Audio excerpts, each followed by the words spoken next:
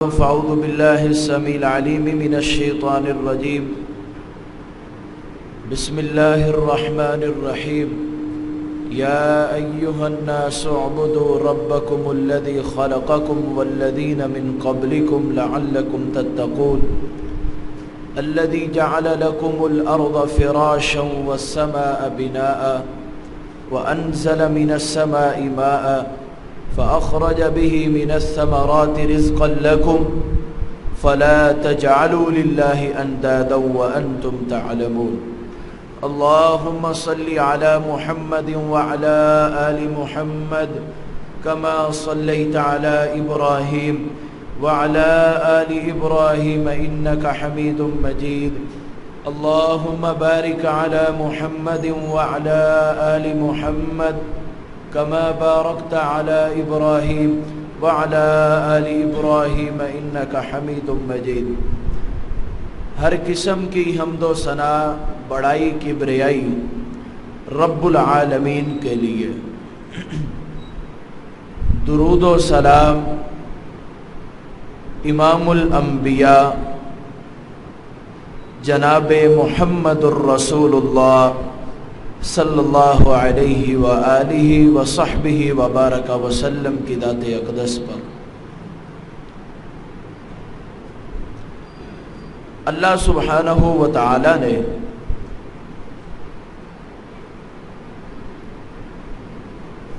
اپنے بندے پر بہت سے انعامات کیے.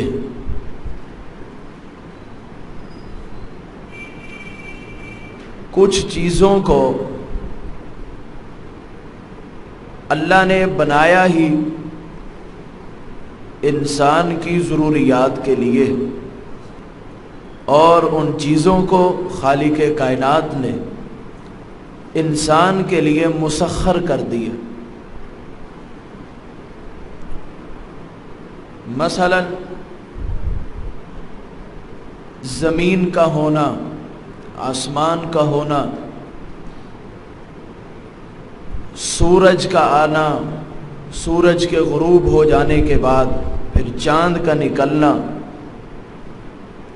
اور پھر اس کے جانے کے بعد دوبارہ سورج کا آنا،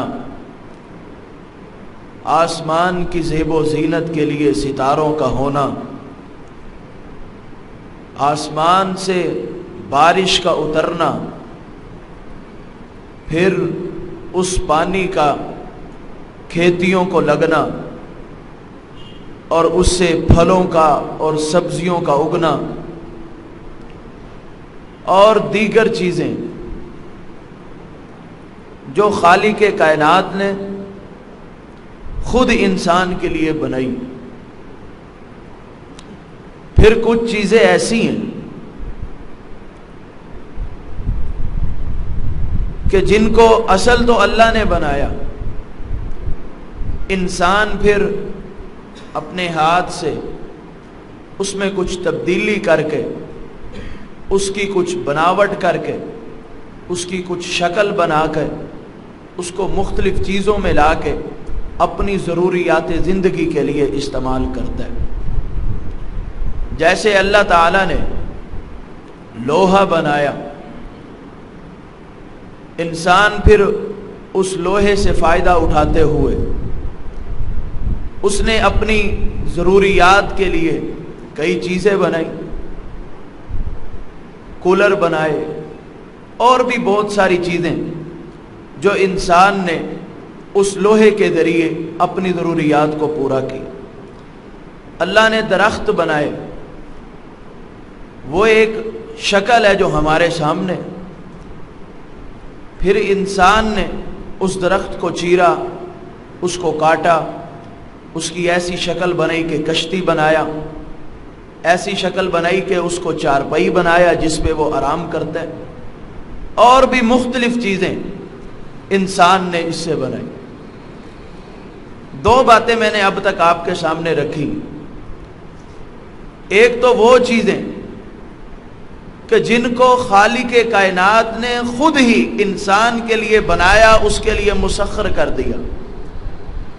دوسری وہ چیزیں کہ جو اصل میں اللہ نے بنائی، انسان اس میں کچھ تبدیلی کر کے اپنی ضروریات زندگی میں ان کو استعمال کرتا ہے۔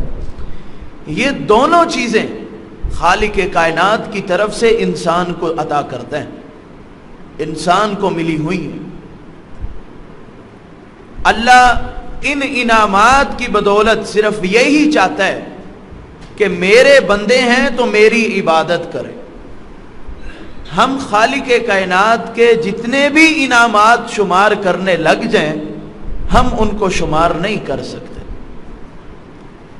اللہ خود ہی فرماتے ہیں وَإِن تَعُدُّوا نِعْمَةَ اللَّهِ لَا تُحْصُوهَا، تم اگر اللہ کی نعمتوں کو شمار کرنے لگ جاؤ، لا تحصوها، تم اللہ کی نعمتوں کو گن نہیں سکتے۔ انسان پر خالق کائنات کی اتنی نعمتیں، انسان اس کو گن نہیں سکتا۔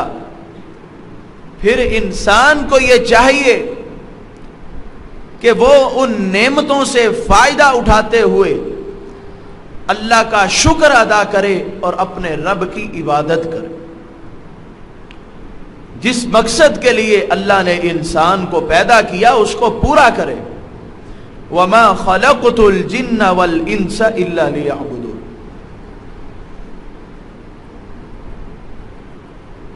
رسول اکرم صلی اللہ علیہ وسلم نے ارشاد فرمایا، حدیث قدسی ہے، اللہ فرماتے ہیں یا عبادی لو ان اولکم وآخرکم وانسکم وجنکم، اے میرے بندے اگر تیرا اول سے لے کر آخر تک سارے انسان مل جائیں، سارے جن مل جائیں، اور وہ اس متقی، اس پرہیزگار بندے کی طرح ہو جائیں جو اللہ سے سب سے زیادہ ڈرنے والا ہے، تو تم اللہ کی عبادت کر کے اللہ کی بادشاہت میں کوئی اضافہ نہیں کر سکو گے۔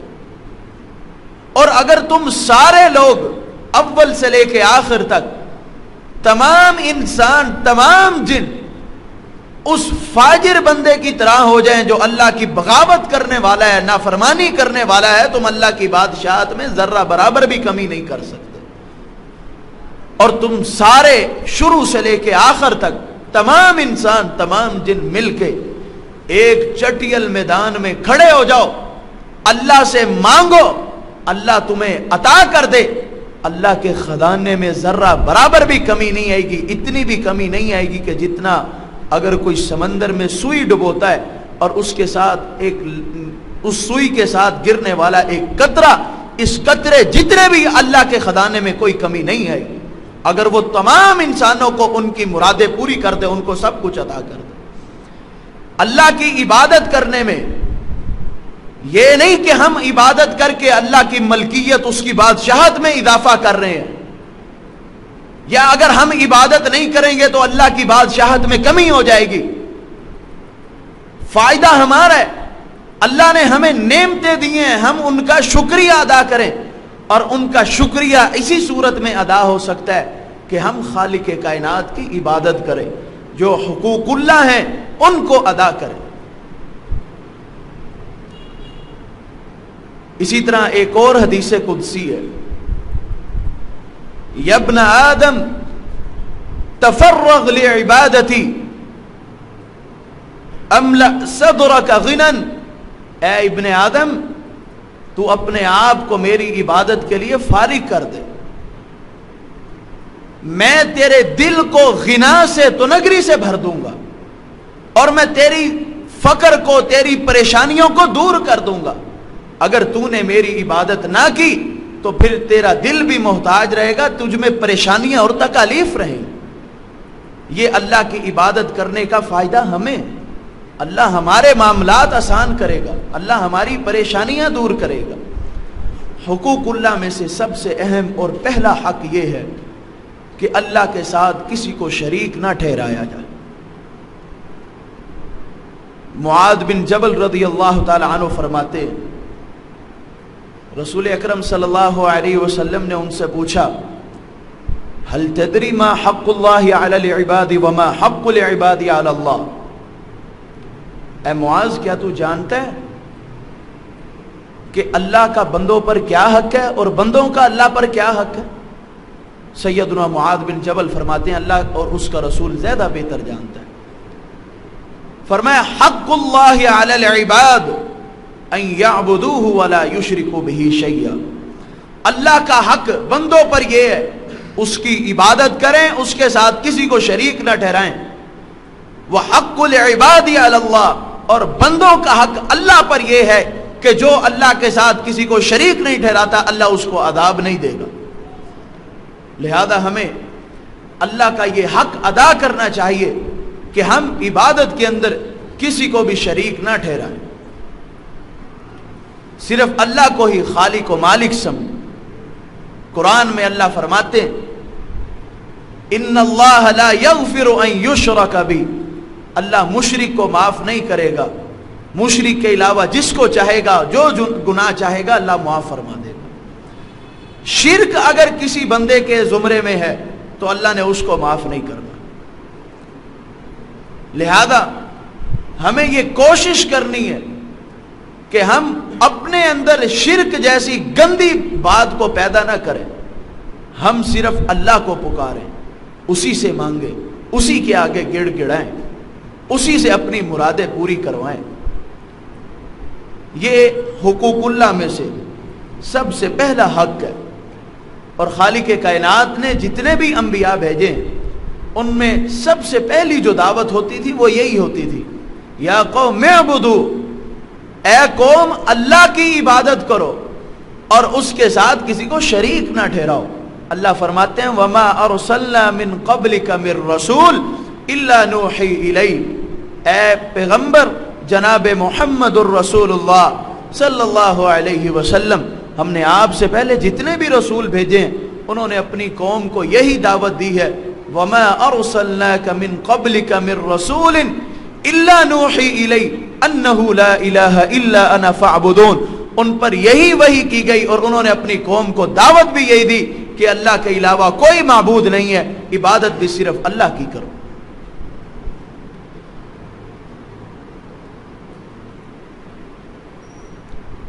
سیدنا یوسف علیہ السلام ان کے پاس جب وہ جیل خانے میں تھے دو قیدی آئے، وہ بھی انہی کے ساتھ قید تھے، دونوں نے خواب دیکھے، اپنے خواب کا تذکرہ کیا اور کہنے لگے کہ آپ ہمیں کوئی سمجھدار قسم کے آدمی معلوم ہوتے ہیں، ہمیں ہمارے خوابوں کی تعبیر بتائیں۔ یوسف علیہ السلام کے پاس جب وہ سیکھنے کے لیے آئے، سمجھنے کے لیے آئے تو انہوں نے ان کو دعوت دی۔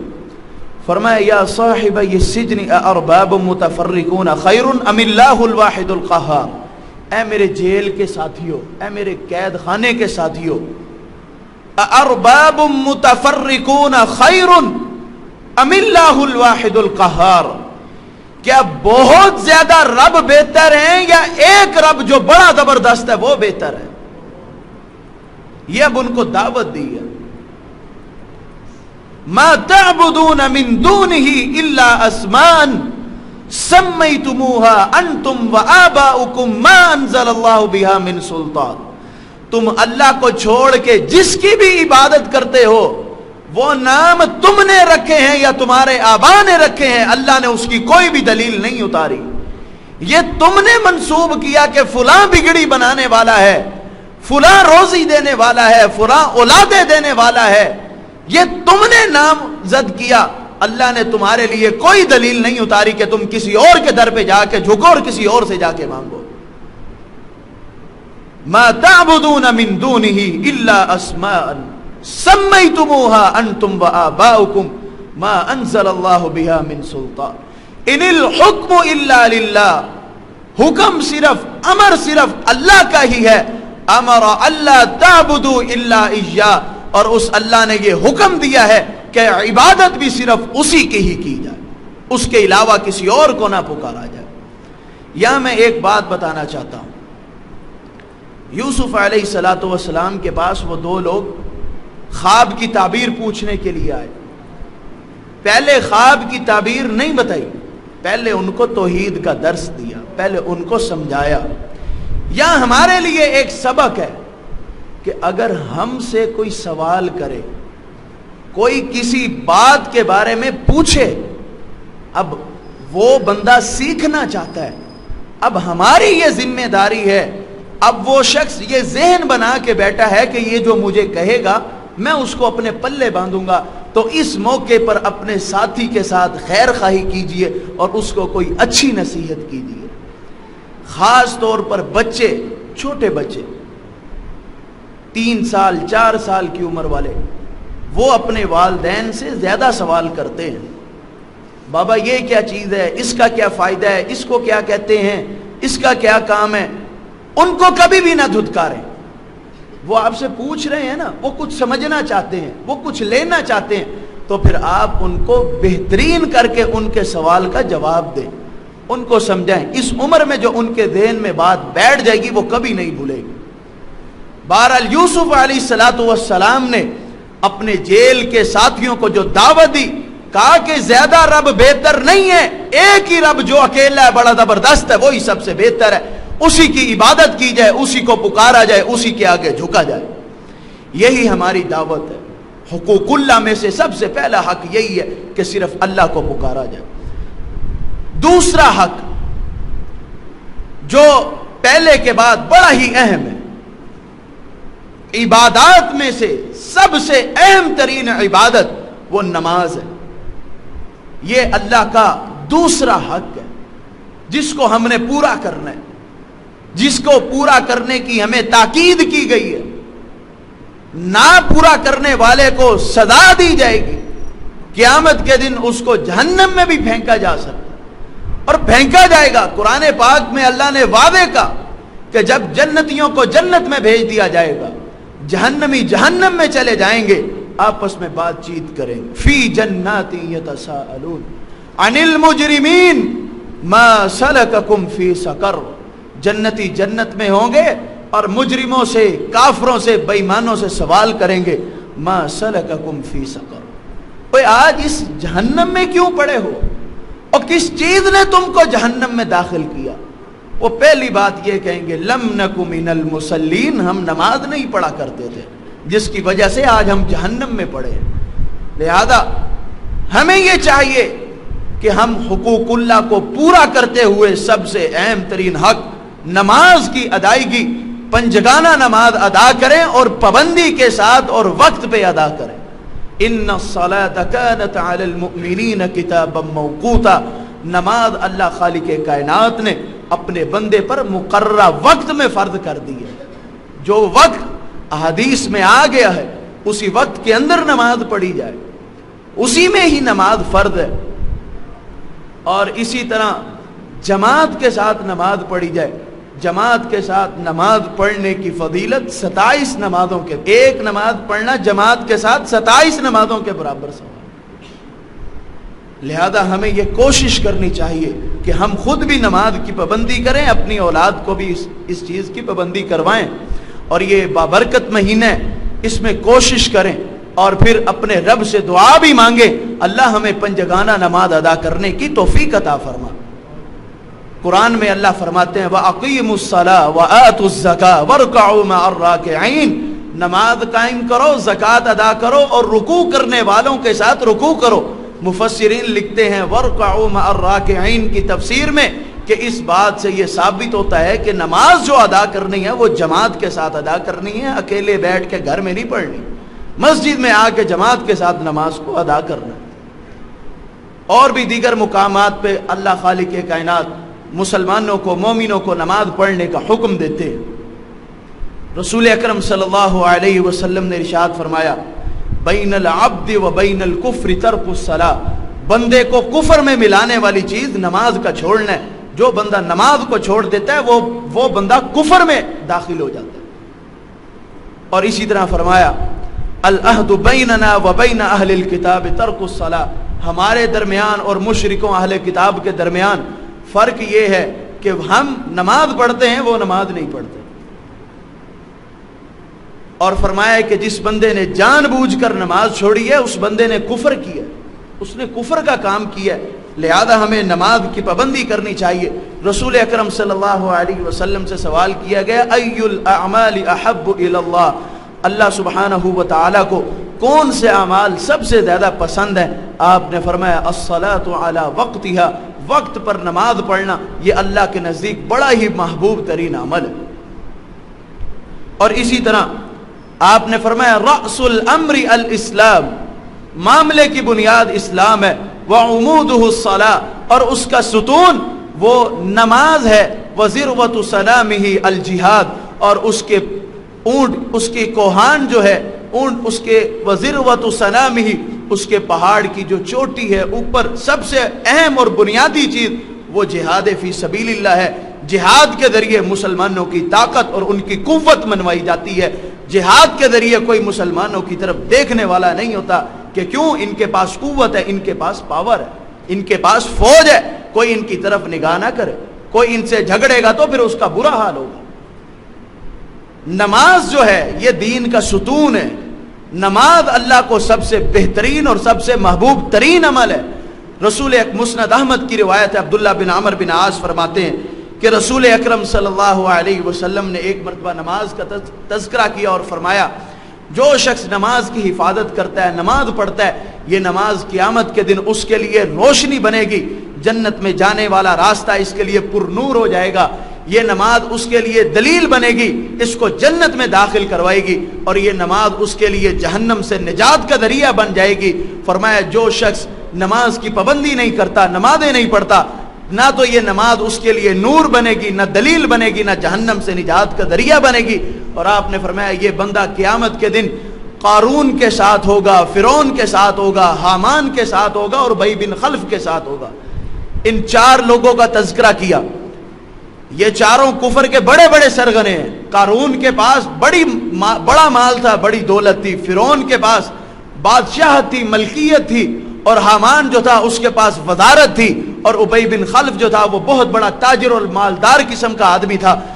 انسان کو عبادت سے غافل کرنے والی بھی چار چیزیں ہوتی ہیں، اس کا مال، اور اس کا مال جو ہے انسان کو نماز پڑھنے سے غافل کر دیتا ہے، اور اسی طرح اس کی بادشاہت، اس کی ملکیت اس کو نماز پڑھنے سے غافل کر دیتی ہے، انسان کی وزارت، اس کا عہدہ اس کو نماز پڑھنے سے غافل کر دیتی ہے، انسان کا کاروبار، اس کی تجارت اس کو نماز پڑھنے سے غافل کر دیتی ہے۔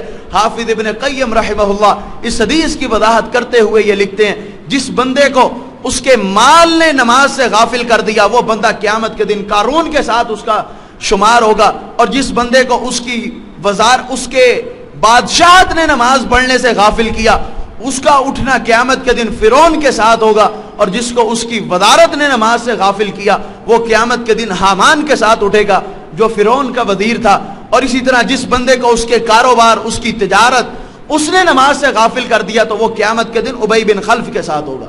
یہ تینوں بڑے بڑے کافر ہیں، ان تینوں کو بڑی گندی سزا دی جائے گی، جہنم میں ان کو جلایا جائے گا۔ نماز کو چھوڑنے والے کا ساتھ انہی لوگوں کے ساتھ ہوگا۔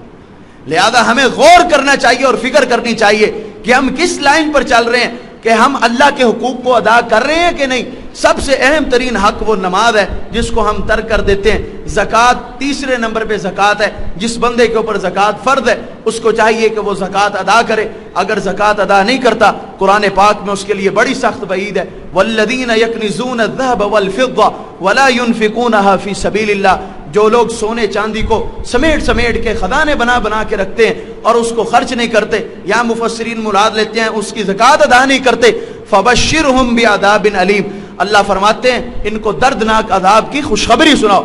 اب عذاب کی کوئی خوشخبری ہوتی ہے؟ یہ ان کی تحقیر کی جا رہی ہے۔ لو دنیا میں تو مال اکٹھا کرتے رہے ہو، مزے کرتے رہے ہو، اب ذرا چکھو عذاب، چکھو ذرا پتہ چلے۔ اور پھر آگے فرمایا یوم یحمى علیہا فی نار جہنم فتقوی بہا جباہہم وجنوبہم وظہورہم، پھر قیامت کے دن ان کی پیشانیوں کو آگ سے اور لوہے کے چمٹوں سے داغا جائے گا، ان کے پہلوؤں کو داغا جائے گا، ان کی پیٹوں کو داغا جائے گا۔ وجہ صرف یہ ہوگی کہ ان کے پاس مال تھا، اس پر زکوٰۃ فرض تھی، انہوں نے زکوٰۃ ادا نہیں کی ہوگی۔ اور ایک حدیث میں آتا ہے، سنن نسائی اور دیگر احادیث کی کتابوں میں بھی یہ حدیث موجود ہے، صحیح بخاری میں بھی یہ حدیث آتی ہے کہ جو شخص اپنے مال کی زکوٰۃ ادا نہیں کرتا اس کے پیچھے ایک گنجا سانپ لگ جائے گا اور وہ اس کے پیچھے بھاگے گا۔ بندہ کہے گا تو کون ہے میرے پیچھے بھاگتا جا رہا ہے اور مجھے کھانے کی کوشش کر رہا ہے؟ وہ کہے گا میں وہ تیرا مال ہوں جس کو تو دنیا میں سمیٹ کر رکھتا تھا۔ وہ مال جس کو آج ہم سمیٹ کے رکھ رہے ہیں اور اس میں سے زکوٰۃ نہیں نکال رہے، وہ قیامت کے دن گنجے سانپ کی صورت میں، جو گنجا سانپ ہوتا ہے اس کا جو زہر ہے وہ زیادہ اثر کرتا ہے، جس کے سر پہ تھوڑے سے بال ہوں تو اس کا جو زہر ہے وہ اس کے بالوں میں ہی پھنس جاتا ہے، لیکن گنجا سانپ ایک خوفناک اس کی شکل بتائی گئی کہ ایسا گندا سانپ ہوگا کہ جو انسان کے اوپر حملہ کرے گا اس کے اوپر جو زکوٰۃ ادا نہیں کرتا ہو۔ رسول اکرم صلی اللہ علیہ وسلم کے پاس دو عورتیں آئیں، انہوں نے کنگن پہنے ہوئے تھے سونے کے، آپ نے پوچھا کیا ان کی زکوٰۃ ادا کرتے ہو؟ انہوں نے کہا نہیں۔ آپ نے فرمایا یہ پھر تم نے آگ کے کنگن پہنے ہوئے ہیں، لہذا ہمیں یہ غور کرنا چاہیے کہ جب ہمارے اوپر زکوٰۃ فرض ہے تو پھر ہم زکوٰۃ ادا کریں۔ اور پھر اسی طرح رمضان المبارک کے روزے، یہ اللہ حقوق اللہ میں سے چوتھا حق ہے جو ہم کو ادا کرنا ہے، رمضان المبارک کے روزے رکھنے ہیں۔ اللہ سبحانہ و تعالی ہم سب کو روزے رکھنے کی توفیق عطا فرمائے۔ ہر شخص پر، جو شخص اس رمضان کو پا لیتا ہے اس پہ روزہ رکھنا فرض ہے، الا یہ کہ اگر کوئی بیمار ہے، کوئی بوڑھا ہے، آخری عمر کو پہنچ چکا ہے، روزہ نہیں رکھ سکتا، وہ فدیہ دے سکتا ہے۔ جو بیمار ہے وہ بھی روزہ چھوڑ سکتا ہے، تندرست ہو کر وہ دوبارہ روزہ رکھ لے۔ اگر بیماری ایسی ہے کہ تندرست ہونے کا امکان ہی نہیں ہے تو اس شخص کے لیے بھی ہے کہ وہ فدیہ دے دے۔ اسی طرح اگر کوئی مسافر ہے وہ روزہ چھوڑ سکتا ہے، لیکن اس کے بعد اس کے لیے ضروری ہے کہ وہ اس کی جگہ ایک اور روزہ رکھے۔ جس نے رمضان کو پا لیا اس کے اوپر روزے فرض ہو گئے۔ اگر کوئی کسی مجبوری کی وجہ سے روزے رہ جاتے ہیں، اس کی بعد میں اس کو قضا دینی پڑے گی، اس کو رکھنا پڑے گا۔ اور اس کا اجر اللہ نے بتایا کہ روزہ انسان میرے لیے رکھتا ہے، میری وجہ سے اپنا کھانا چھوڑتا ہے، پینا چھوڑتا ہے، اپنی خواہشات کو ترک کرتا ہے، لہذا بندے کو روزے کا اجر میں نہیں دینا ہے، اس کا اجر میرے ذمے۔ الصوم لی فانا اجزی بی، روزہ میرے لیے، اس کا اجر بھی میں دوں گا۔ ابو امامہ رضی اللہ تعالی عنہ رسول اکرم صلی اللہ علیہ وسلم کے پاس ہے اور کہنے لگے اللہ کے رسول کوئی ایسا عمل بتائیں جو مجھے فائدہ دے، کوئی ایسا عمل بتائیں جو مجھے جنت میں داخل کر دے۔ آپ نے فرمایا علیک بالصوم فإنہ لا عدل له، روزے رکھا کرو، روزے جیسا کوئی عمل ہے ہی نہیں۔ حدیث میں آیا، آپ نے فرمایا روزے دار کے لیے دو خوشی ہیں، ایک خوشی روزے دار کو اس وقت ہوتی ہے جب روزے دار روزہ افطار کرتا ہے، اور دوسری خوشی روزے دار کو اس وقت ہوگی جب روزے دار اپنے رب کی بارگاہ میں کھڑا ہوگا، اس کا رب اس کو روزہ رکھنے کی وجہ سے خوش کر دے گا۔ لہذا رمضان المبارک کے روزے رکھیں۔ رسول اکرم صلی اللہ علیہ وسلم نے روزے خوروں کا بھی انجام بتایا۔ آپ نے فرمایا کہ میں سویا ہوا تھا، دو آدمی میرے پاس آئے، مجھے اٹھایا، مجھے کہا اس پہاڑ پہ چڑھو، اس کی چڑھائی بڑی دشوار تھی۔ میں نے کہا میں نہیں چڑھ سکتا۔ وہ دونوں کہنے لگے ہم آپ کے لیے اس پر چڑھنا آسان بنا دیں گے۔ کہتے ہیں لہذا میں پہاڑ کے اوپر چڑھا۔ جب میں اوپر گیا تو میں نے آہو بکا سنی۔ میں نے پوچھا یہ کون لوگ ہیں جو چیخ پکار کر رہے ہیں، یہ کن کی چیخیں ہیں؟ کہنے لگے یہ جہنمیوں کی چیخیں ہیں۔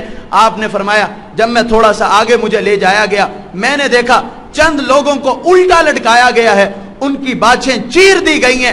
میں نے پوچھا یہ کون لوگ ہیں؟ مجھے کہا گیا یہ وہ لوگ ہیں جو رمضان المبارک کے اندر روزے نہیں رکھا کرتے تھے، کھایا پیا کرتے تھے۔ یہ صحیح ابن خزیمہ کی روایت۔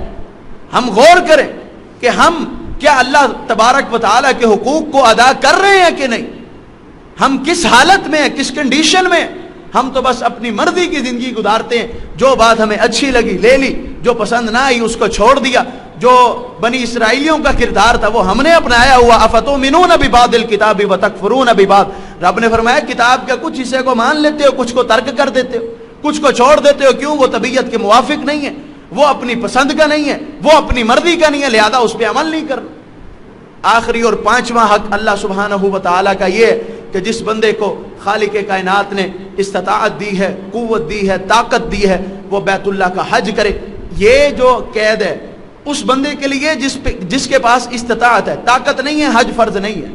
اگر استطاعت ہے، مال موجود ہے، اب اس کے اوپر حج فرض ہے۔ اگر اس کے باوجود حج نہیں کرتا وہ بندہ گنہگار ہے۔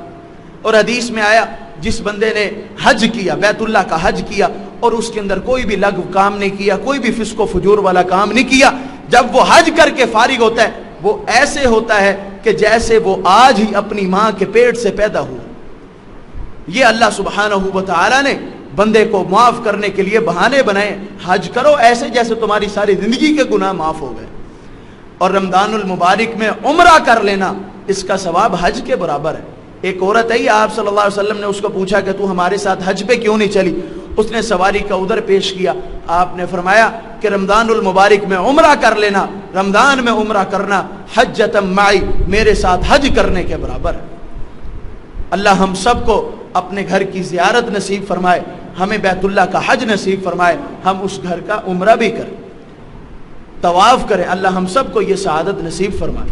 یہ 5 حقوق اللہ سبحانہ و تعالیٰ کے میں نے آپ کے سامنے ذکر کیے، اور شروع والی بات میں دوبارہ دہراؤں گا، اللہ کے ہم پر بڑے انعامات ہیں، بڑے احسانات ہیں، ہم ان کا حق نہیں ادا کر سکتے۔